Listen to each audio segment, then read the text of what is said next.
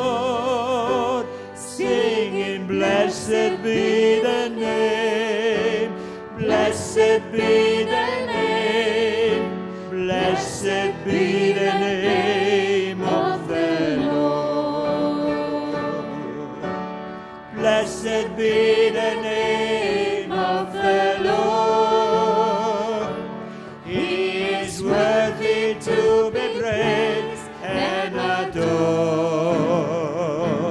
So we lift up holy hands in one accord, singing, blessed be the name, blessed be the name, blessed be the name of the Lord. Holy is holy, holy, He is holy, King of kings, Lord of lords, He is holy, holy, holy, He is holy, King of kings, Lord of lords, I worship you. Blessed, blessed be the name of the Lord. He is worthy to be praised and adored. So just lift up holy hands in one accord, singing, blessed be the name, blessed be the name, blessed be the name of the Lord. Worthy, worthy, He is worthy, King of kings, Lord of lords, He is worthy,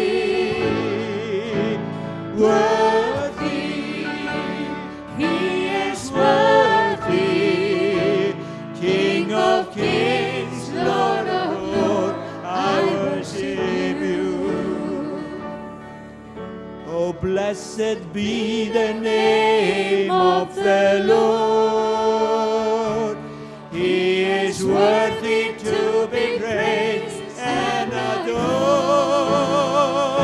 So we lift up holy hands in one accord, singing, blessed be the name, blessed be the name, oh, blessed be the name of the Lord. Oh, blessed, blessed be the name of the Lord. He is worthy to be praised and adored.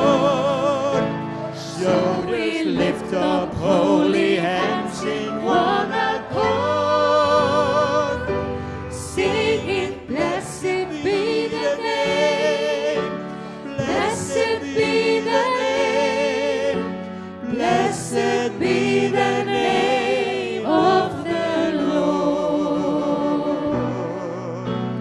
Blessed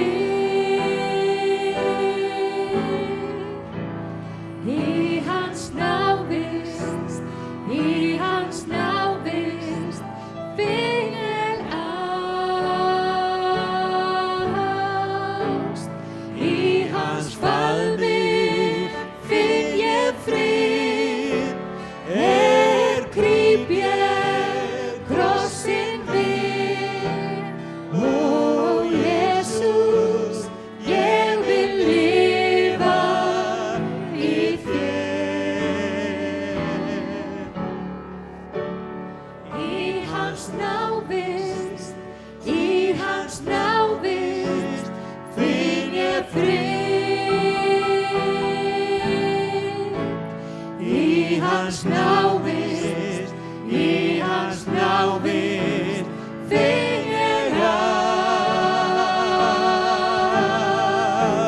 Í hans faðmi finn ég frið, gríp ég krossinn minn. Ó Jesús, ég vil lifa í þér.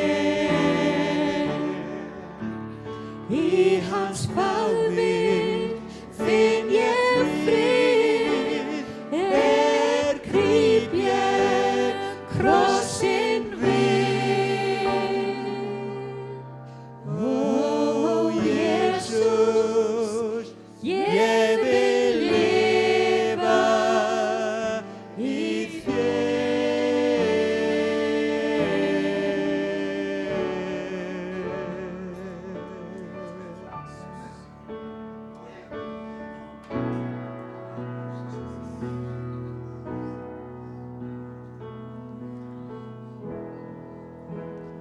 Father God, I give all thanks and praise to you. Father God, my hands I humbly raise to you. For your mighty power and love amazes me as I stand in awe and I worship Father God. Father God, I give all thanks and praise to you. Father God, my hands I humbly raise to you. For your mighty power and love amazes me as I stand in awe and I worship Father God. For your mighty power and love amazes me as I stand in awe and I worship Father God. As I stand in awe, oh mighty power and your love, it amazes me, Lord. Hallelujah. We worship you, Father God. As I stand in awe and I worship Father God. Oh, Father God, we worship you. We worship you, worship you, worship you, worship you, Lord. We worship you, Lord. We worship you, Lord. For your mighty power and love amazes me as I stand in awe. We worship Father God. Hallelujah. Hallelujah, hallelujah, hallelujah. Let's worship him. Oh, worship him, worship him, worship him. Hallelujah, hallelujah, hallelujah, hallelujah. Hallelujah, hallelujah. Hallelujah, hallelujah, hallelujah, hallelujah.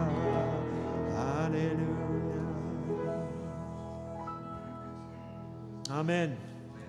Amen. Gjør så vel, Spre.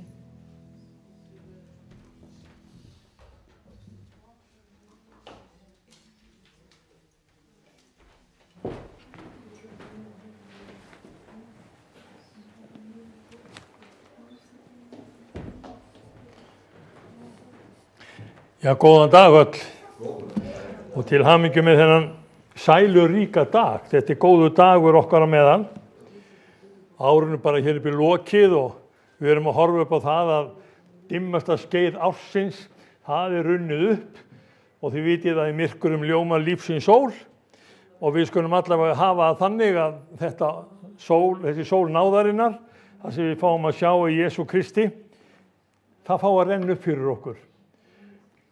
Það svolítið merkilegir þættir sem að við getum rifjað upp núna í þessari sögu og mér langar til þess að byrja á því að við verðum að kveikja nú á konungskertinu. Öll þessi kerti þau hafa svona ákveðna skírskotun, það eru nöfn sem fylgja þeim og við erum að kveikja á þeim vegna þess að það er aðventa. Aðventa þýðir bara aðkoma.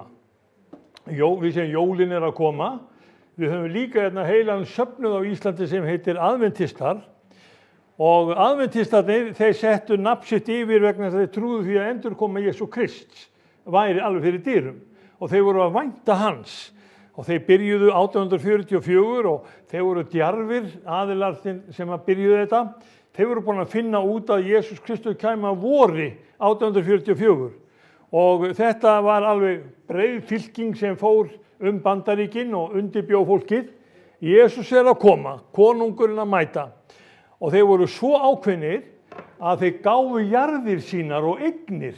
Þeir keyptu sér hvít föt og þeir fóru og söfnuðu saman upp í hæðirnar og það áttu allir vona á Jesú Kristi þennan dag. 1844 kom og dagurinn kom og leið og kom að kveldi og svo kom næsti dagur og þeir fóru allir vonsviknir heim. Þá kom leiðrétting á reikningnum. Það var ekki vorið sem átti að koma heldur haustið og það var endurtekið efni. Síðan bara liðin yfir 100 ár, þið vitið. Og Jesús ekki ennþá kominn. Og við séum hvað dvelur hann. En konungurinn sem við erum að tala hann nefnilega hefur ákveðna forsögu og mér finnst svo merkilegt að við getum farið í Mattheusar Guðspjall og séð söguna því þegar vitringarnir komu til Heródesar. Og hvað voru vitringarnir frá Persíu að koma til þess að mæta hjá Heródesi. Þeir mæta í höllina og sjáu þið í öðrum kapítula Mattheusar Guðspjalls. Þá þetta svo athyglisvert að þeir segja við hann hvar á Kristur eða konungurinn að fæðast. Og af því að þeir notuðu konungsnafnið og Krists nafnið, þá var Heródes hann kom algjörlega fjöllum. Hann átti ekkert von á því að Kristur væri að færast núna. Það var enginn í hvítum klæðum, enginn búinn að hasla sér völl upp á hól, enginn var að taka á mótunum, þannig að þetta bara gerðist svona í þögninni. En stjörnurnar hrópuðu og gyðingarnir lásu ekki stjörnurnar. En það voru persarnir. Og gyðingarnir vissu alveg að spámyndin höfðu talað. En þeir voru ekki endilega að taka mark á því. Og þá bara segir einn af vitringunum hvar á Kristur að fæðast og Heródes ekki minnstu vandræðum að leita upplýsinga. Hann var ekki með neina AI eða hann var ekki með nýja greind og gæti farið í tölvun og googlað hvar á Kristur að fæðast. Það var bara gömlu skjölin, bækurnar, ritningarnar, það voru bara opnaðar. Og þeir bara koma að Míka, spámanni, kapla 5 og takið eftir því sem að það segir. Mér finnst alveg svakalega merkilegt þegar Míka að tala þetta, þá er hann bara býsna nákvæmur og ég held að það sé komin alveg tími fyrir okkur að taka mark á þessum gömlu spámunum því að fram að þessu þá hafa spádómsorð þeirra reynst gríðarlega merkileg. Og takið eftir því sem að Míka segir. Þeir flettu upp. Ó þú Betlehem Efrata, þótt þú sért einn minnst af héraðsborgunum í Júda, þá skal þó frá þér koma sá vera skal drottnari í Ísrael og ættirni hans vera frá umliðinni öld, frá fortíðardögum og þetta var bara mjög skýr mynd, Betlehem. Hann átti að fæðast þar. Hvað gerðu henni skriftlærðu? Hvað gerði hirðin hjá Herodesi? Fóru ekki allir að dressa sig upp, fara í hvít föt og mæta meistaranum í Betlehem? Nei, takk sko. Það var enginn sem fór af stað. Það voru allir sem voru heima. Spámaðurinn sem hafði ritað þetta einum 400-500 árum áður, þetta var bara að koma í uppfyllingu á þeim dögum þegar þetta lesið fyrir Herodes og það var enginn sem mætti á staðinn. Ekki hinni skriftlærðu, ekki hinni trúuðu, ekki þeir sem áttu von á honum. Hvað gerist með mannin þegar við fáum að vita fyrirfram áætlun Guðs og hvernig bregðumst við? Já, þetta hlýtur að gerast einhvern tímann seinna. Já, þetta er ekki alveg í bráð. Þetta er svipað og við erum að fá í dag þegar við erum að tala undirbúið ykkur, Jesús er að koma, að þá segir við, já, það veit enginn daginn eða stundina. Ég ætla nú bara að sofa ögn enn, sko. Ég læti ekki raska ró minni. Og þetta er bara almennt yfir hinn kristna heim. Ég ætla sko ekki að láta vekja mig upp og dressa mig í hvítföt og fara upp í hæðirnar og þurfa svo að koma heim og segja, já, þetta var bara allt saman misskilningur. Það var svolítið skemmtilegt. Við vorum að undirbúa það að byggja húsin okkar, ég og Gísli bróðir, heim í Vestmanni. Og við ætlum að slá upp svona standandi mótum, þá þurftum við að hefla allt tréð. Og við fengum vin okkar, Eggert á Völlunum, að hefla tréð, það hafði engin nagli farið í það, og hann gerði þetta fyrir okkur, að hefla ytra byrði mótana, og við komumst bara að því að þetta virkaði mjög vel. Þá fór hann að segja okkur sögu. Hann var í iðnskólanum í Vestmannaeyjum, ásamt öðrum nemyndum, og þar var konan hans líka. Þarna var annar maður sem var afskaplega hrifinn á konunni hans. Þá voru þau bara ólofuð. Svo mætir maðurinn einhverjum 30-40 árum seinna, aðeins drukkinn, kemur heim til þessa manns, hlamma sig niður, fær kaffibolla, hann sagði ekki orð. Og konan hans, þekkti hann, vissi að þau voru saman í iðnskólanum. Allt í einu horfir hann á hana og segir, þetta er allt saman misskilningur. Og Eggert spurði okkur, hvað átt hann við? Hann vissi að hann var hrifinn af henni þegar þau voru unglingar. Þetta er allt saman misskilningur. Meira sagði hann ekki þann daginn og það var ekki sagt meira viti við borðið allavega. Og Eggert velti þessu fyrir sér. En þetta hefur stundum kviknað svona í huga mér með okkur kristna. Þegar við heyrum að Jesús er að koma, þá er eins og svörin þau sömu. Þetta er allt saman misskilningur. Þið eru ekki alveg að skilja málið rétt. Í dag, þá stöndum fram fyrir því, kæru vinir, að það er meira af spádómum ritninganna að rætast á einu bretti heldur en í nokkurn annan tíma. Og takið eftir átökunum sem eru komin núna frá Gaza og út allan heim, það er alveg gríðarleg átök hvort að gyðingarnir eru að stunda þjóðarmorð eða ekki. Og sjáu þau hvert íslenska ríkisstjórnin er komin, heyrið hvert ríkisútvarpið er komið, heyrið hvað fréttastofa, RÚV og fleiri stöðva hafa heila þegið landsmenn. Það er bara meirihlutinn sammála því að fara á móti gyðingum vegna þess að þeir stunda þjóðarmorð. En hinir sem ætla að útrýma gyðingunum, það er allt saman misskilningur. Við stöndum nefnilega frammi fyrir svona málum. Við útskýrum spádómana á rangan máta. Af því að við erum að lesa upplýsingarnar sem bara heimslegir fjölmiðlar er að tala um.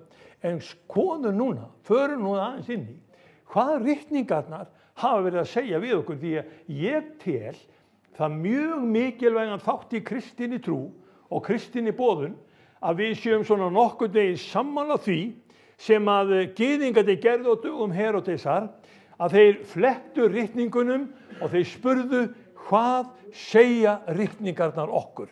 Og til að við förum inn í ákveðin stað, þá skulum við koma inn í fyrra Korinthubréf, 14. kapitúla. Þar eru mjög merkileg skilaboð til safnaðarins. Og skilaboðin eru mjög einföld. Þau eru bara þessi. Fyrsta lagi, keppið eftir kærleikanum, systkini. Stundiði kærleika ykkar á milli. Veriði kærleiksrík hvert við annað. Vantar ekki eitthvað upp á. Má ekki aðeins bæta við að laga kærleikssamböndi milli okkar. Það hlutverk sem við eigum að fara að. Keppum eftir kærleikanum. Svo kemur postulinn með hina áskorunina. Sækist eftir andans gáfunum og einkum eftir spádómsgáfu. Hefur beðið Drottinum að gefa spádómsgáfu. Og spádómsgáfa bara gríðarlega merkileg gáfa. Hún hjálpar þér að sjá fram í tíman. Hún hjálpar þér að þú berir spádóma Biblíuna saman við samtíman. Þú getur lesið út frá ritningunum með gáfu Guðs hvað að gerast í veröldinni, hvers vegna standa gyðingar höllum fæti og af hverju heimurinn að rísa gegn gyðingum. Það engin þjóð sem hefur fengið jafnmargar ályktanir Sameinuðu þjóðanna gegn sér og gyðingaríkið eitt. Hvað segir þetta þér? Að þetta sé kærleiksríkt samfélag og allir séu sammála og allir séu vinir og öll dýrin í skóginum þau séu vinir? Nei, ekki aldeilis. Við sjáum það vaxandi hatur gegn gyðingum og líka gegn kristni. Og við tökum eftir því það eitthvað að gerast á meðal okkar sem rosalega erfitt að henda reiður á nema Guð gefið þið þekkingu með spádómsgáfunni á því sem ritningarnar hafa verið að segja.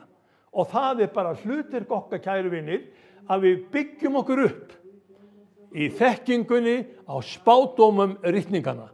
Því að spádómarnir sem boðuðu að konungurinn Kristur væri að koma, þeir eru jafn mikilvægir og í dag að við segjum konungurinn Kristur að koma aftur. Og við verðum að byggja okkur upp í þeirri von. Það sæluríka vonin okkar að við fáum að vera með Kristi alla tíma. Innan skams. Þá verður hinn síðasti lúður eða 7. lúður. Þegar grafirnar opnast. Nei, við tölum nú ekki það, það engin þessara trúar.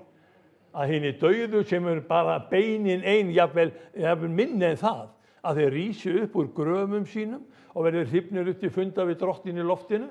Já, gott betur. Þú og ég, við munum líka fá að vera hrifin upp til funda við Drottin í loftinu og þá mun þyngdarlögmálið ekki hafa áhrif á okkur því við verðum hrifin upp frá jörðinni. Ertu tilbúin? Það að skilja hvítagallan eftir kannski, það allt í lagi. Við verðum hrifin upp með undrum, táknum og stórmerkjum. Þetta fer að bresta á. Veit ég hvenær? Ég veit allavega ekki daginn eða stundina. Ég ætla ekki að vera svo djarfur að segja að þetta verður bara rétt fyrir jól eða bara milli jól og nýjárs. Ég ætla ekki að vera því.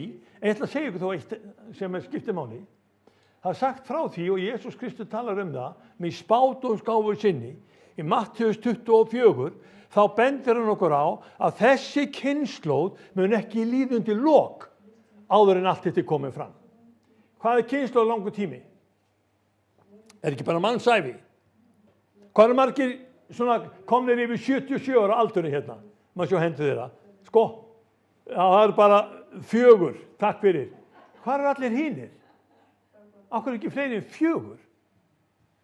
Þau eru komin yfir þann tíma sem við segjum að kynslóð sem nær frá 70 til 80 ár. Móse talar þetta Davíðssálmi 90 að ævi mannsins ekki lengri en 70 til 80 ár. Ef að Ísraels ríki orðið 77 ára og það eitt stærsta táknið sem okkar kynslóð hefur fengið Ísraeli til, ríki sem allir eru meira og minna að samþykkja einhverjar ályktanir gegn. Ríki sem allir að segja sé óhæft í Eurovision og í íþróttakeppnum nefnið það. Þið heyri hvað er verið að segja. Ísraels ríki eins og mest hataða ríki veraldar. Að þetta engum í hug að gera þá ályktanir, að álykta það að við skulum ekki hleypa Íslandi að í Eurovision. Hvernig færum við að ef slíkt gerðist? Og við vorum bara að berjast fyrir því að halda landhelginni í lagi og geta fiskað okkar fisk í friði. Við vildum bara geta lifað okkar eðlu lífi. Heimurinn, hann tekur allt öðruvísi á gyðingum. Hvað segir þetta þér? Eru þrengingarnar að hefjast? eitthvað að gerast í hinum andlega heimi sem við eigum mjög erfitt með að skilja. Skoðum þá nokkur atriði varðandi spádómsgáfu mannanna. Ég ætla að fá að fara með ykkur í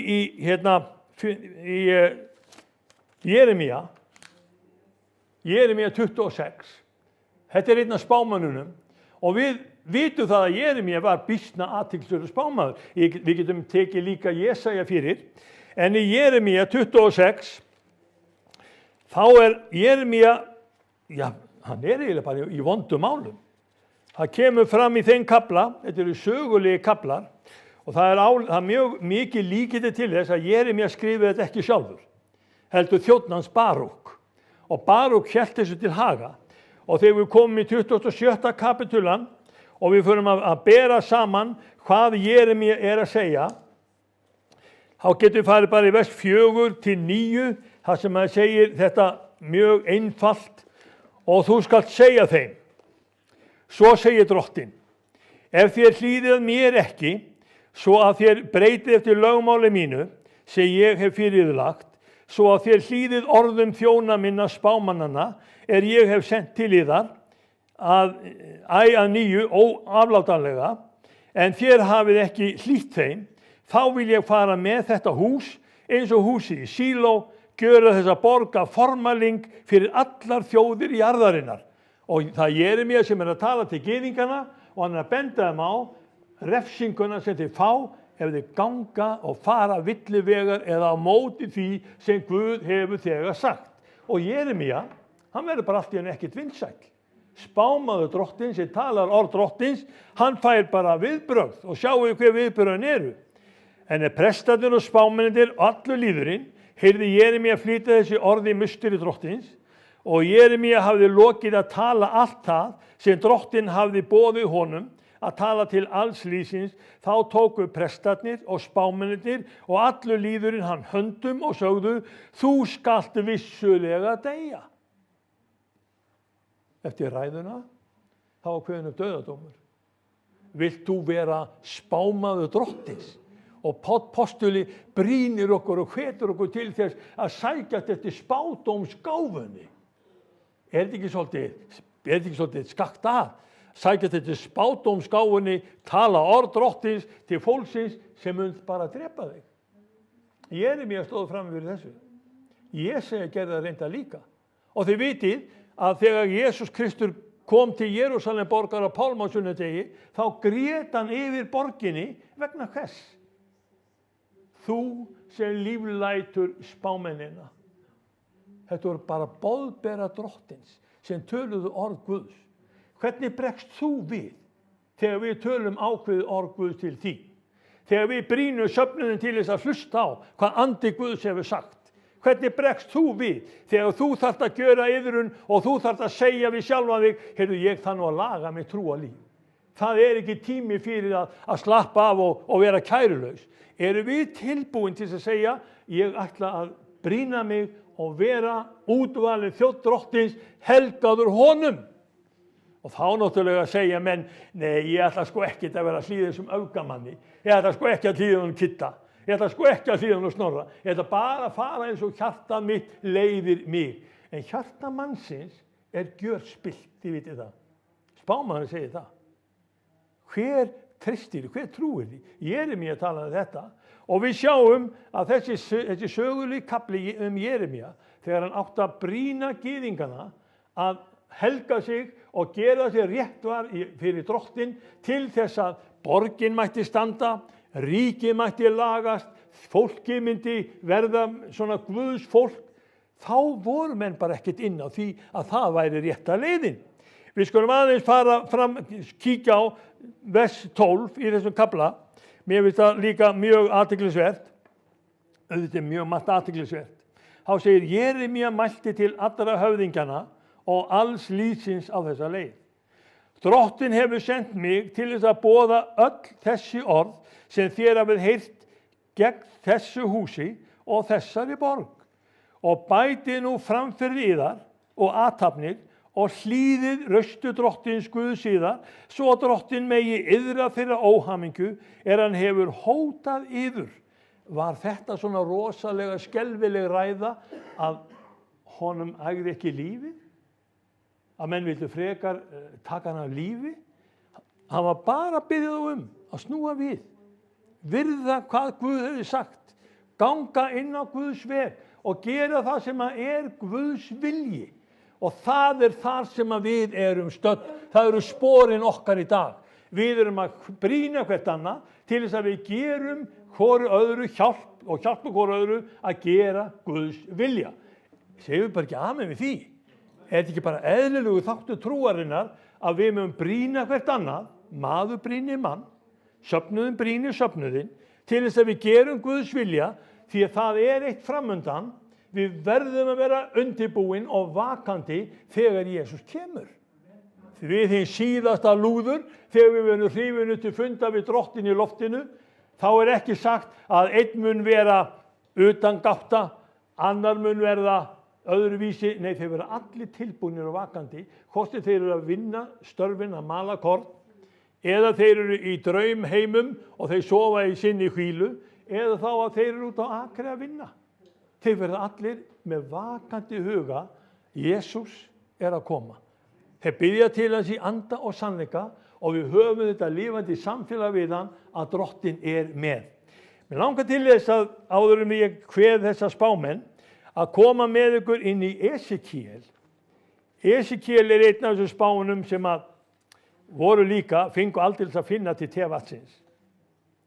Komið með mér í Esekiel 24. kapitula. Og hafið í huga, þegar ég að tala þetta, þetta spámaðurinn sem að Páll postuli var líka með í huga þegar hann sagði, keppið eftir spádómsgáfunni, keppið eftir kærleikanum, sækið eftir spádómsgáfunni, einkum eftir því að geta spáð. Og Esekiel, við skulum bara fara í svona, ef ekki fara í bara 15. versi í þessum kapla, byrja þar, 24. kapitula Esekiel. Þá segir hann, og orð drottins kom til mín svohljóðandi, mannsson, ég mun taka yndi augna þinna frá þér með skyndilegum dauða, en þú skalt ekki kveina né gráta og eigi skulu þér tár á augu koma. Andvarpa þú í hljóði, viðhaf ekkert dánarkvein, set vefjarhött þinna á þig og lát skó þína á fætur þér. Þú skalt ekki hylja kamp þinn og ekki neita sorgarbrauðs. Hvernig líst ykkur á? Guð að tala við Esekiel. Væru því tilbúin að segja, amen, ég skal bara gera þetta. Svo segir áfram, og ég talaði til lýðsins morguninn, en kveldið dó konan mín. En kveldið dó konan mín. Það var hluti af spádóminum að hann misti maka sinn. Þetta fagnaðar erindi? Sjáum við þjáninguna sem kom yfir mannin. Hvað var í gangi? Svo lesum við aðeins áfram. Og ég gjörði morgunin eftir, eins og mér hafði verið skipað. Þá sagði fólkið við mig, vilt þú ekki segja oss hvað þetta á að þýða, að þú haga þér svo? Ég svaraði þeim. Orð drottins kom til mín, svo hljóðandi, segðu Ísraels menn, svo segir drottin Guð, sjá ég mun vanhelga helgidóm minn, yðar miklu ofdrampsemi, yndi augna yðar og þrá sálar yðar og synir yðar og dætur þér hafi skilið þar eftir munu falla fyrir sverði. Þá munu þeir gjöra eins og ég hef gjört, þá munu þeir hylja kamp yðar, ekki neita sorgarbrauðs, þér munu hafa vefjarhött á höfðinu og skóna á fótum. Þér munu ekki kveina né gráta heldur veslast upp vegna misgjörða yðar og andvarpa hver með öðrum.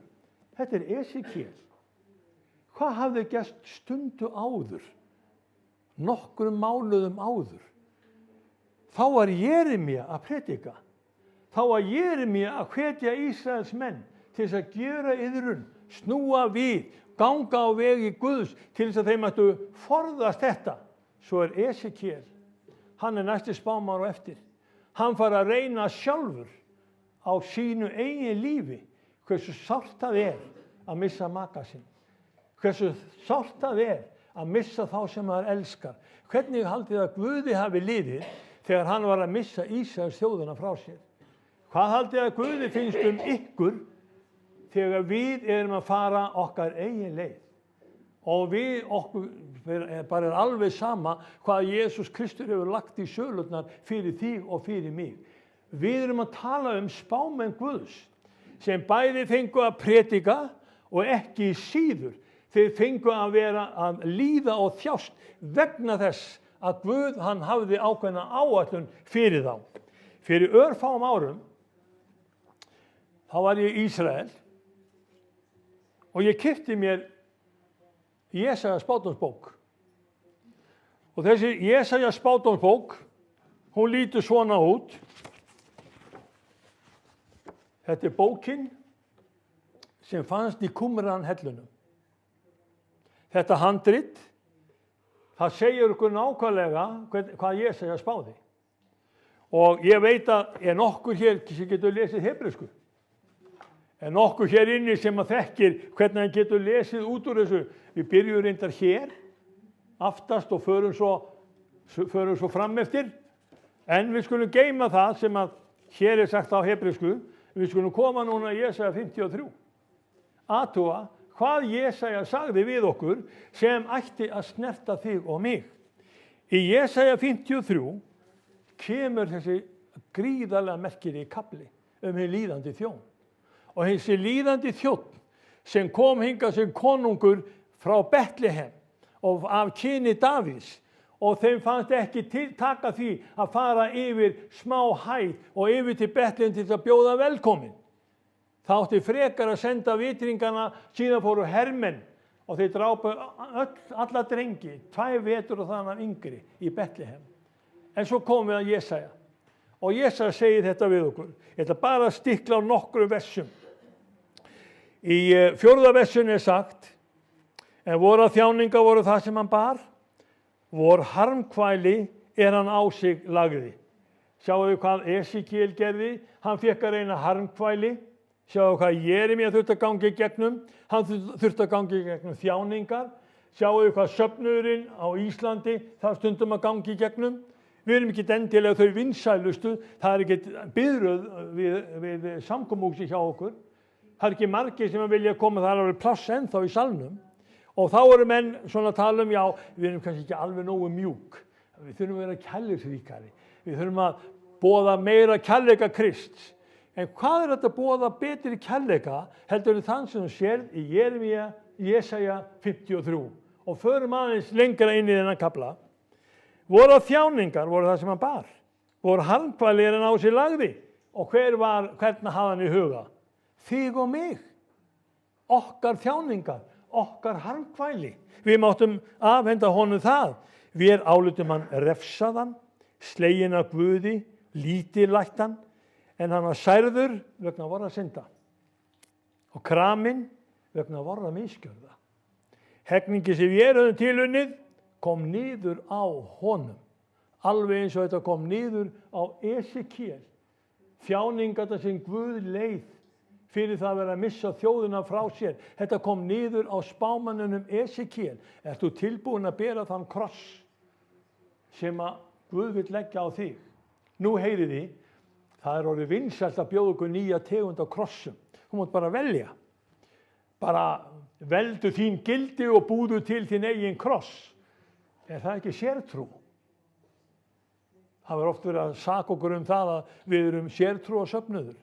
En við tökum mark á því hvað spámennir hafa sagt, hvað ritningin að tala Og þetta spádómsorð, þetta svo sterkt orð vegna þess að það sagt við fórum allir villir vegar sem sauðir, stemdu hver sína leið, en drottinn lét misgjörð vor allra koma niður á honum. Hér sjáu þið til hvers Jesús Kristur kom. Hann kom til þess að verða syndafórn fyrir þig og fyrir mig. Hann kom til þess að vera réttlæting fyrir þig og fyrir mig. Finnst þið þú hafa ástæðu til þess að kvarta yfir einhverju andstreymi í þínu lífi sem þú færð vegna þú trúir að Jesúm Krist þegar þú berðir saman við hvað Kristur gerði fyrir þig? Þetta gerði hann opinberlega. Þegar hann var krossfestur, þá var hvert einasta auga í Ísrael sem gat séð hann. Hann var krossfestur við gatnamót. Það gátu allir séð yfirskriftina. Það gátu allir lesið hvert var sakarefnið. Með þess að gyðingarnir, þeir vildu láta aðeins breyta því. Það stóð á hebreusku, Jesúa, Amelek, við Júdíórum, og þessi orð, þau þýða það í raun og veru að hver einasti upphafsstafur, hann myndaði orðið Jahve. Jahve er helgasta nafn sem gyðingarnir geta notað yfir Guð almáttugan. Og þegar gyðingarnir sáu þessa yfirskrift á krossinum, þá báðu þeir Herodes að breyta yfirskriftinni. Ekki á grískunni, ekki á latínunni, heldur á hebreskunni. Þeir vildi ekki hafa orðið Jahve yfir honum. En þá allt í einu er Pílatus komið með einhverja ákveðni, það er eitthvað sem andi Guð setti í hann. Það sem ég hef skrifað, það hef ég skrifað. Og gyðingarnir stóðu uppi með það að þeir höfðu líflátið konungana, drottin, drottna, lambið sem fórna var til syndarfyrirgefningar mannanna. Þeir höfðu yfirgefið þann sem hann var búið að lofa fyrir 700 árum að þeir fengju sem syndarfórn. Og svo eru menn að tala það að Íslam sé næsti vonarboðskapur kristninnar eða hins kristna heims. Þeir eru einmitt inn á því að Jesús Kristur var aldrei settur á kross sem syndafórn. Þeirra kenning er sú að áður en að hann var krossfestur, þegar hann var að bera krossinn, þá skapaði Allah allt í einu dúkku og lét hann að bera krossinn. Kristi var kippt í burtu. Það var enginn var við það. Það þýðir með öðrum orðum að þeir eru eyðileggja þann boðskap sem Jesaja talaði um. Og Jesaja boðskapurinn, hann er búinn að standa óbreyttur í dauðahafshandritunum í yfir 2500 ár. Við eigum þetta skrifað á skinn, hvað spámaðurinn hafi gert. Og sjáu hvernig er athyglisvert, systkini, að við skulum fá brýningu frá Páli postula að við látum spámennina og spádómsgáfuna koma til okkar af því hún er mikilvæg. Þú og ég eru núna kölluð til þess að flytja hið spámannlega orð til þjóðarinnar. Og spámannlega orð til þjóðarinnar er það að ef að þjóðin ætlar að gera gyðingum mein, þá mun það mein koma yfir íslenska þjóð.